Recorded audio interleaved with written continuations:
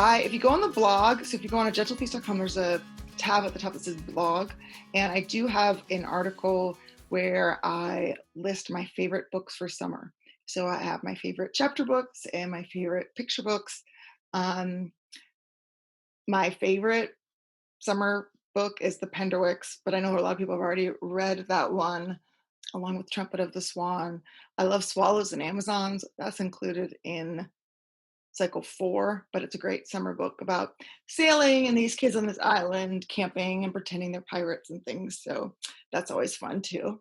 Poetry books. My kids love Shel Silverstein. They think it's hilarious. So I have that, but then I also have the typical kind of more highbrow, if you will, poetry books. But I think Shel Silverstein is a genius and hilariously funny. A Child's Garden of Verses by Robert Louis Stevenson is always a favorite as well. Summer independent reading book suggestions. Yeah, I would go on that blog and look for the different chapter books I have for that.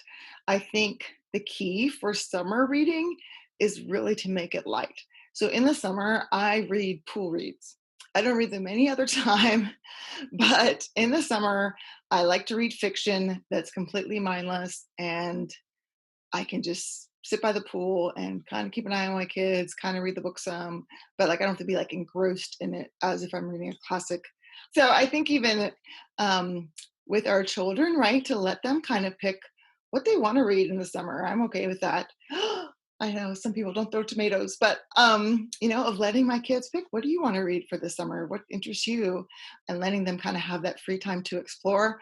I actually just had a podcast that released today about summer. So I read 2 parents' review articles that were published during the time when Charlotte Mason was editing the magazine still. And they talk about summer holidays and the importance of letting our kids have a summer holiday and not trying to fill the time with too much academics or assignments that they have to do, but that kids really do need that rest time. They need that time for all those living ideas that they've cultivated all year to grow. And we need the rest too. I don't know about you.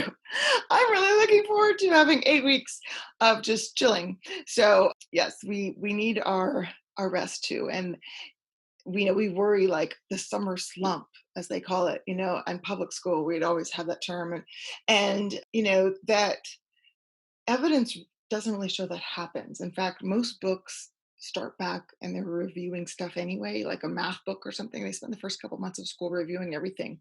You have to kind of see that our kids need that rest time as well. So they were 2 really great parents review articles that go way more in depth than what I'm saying here. So if you're interested kind of in that and, trying to decide what you want to do as your family for the summer, I would recommend listening to that podcast.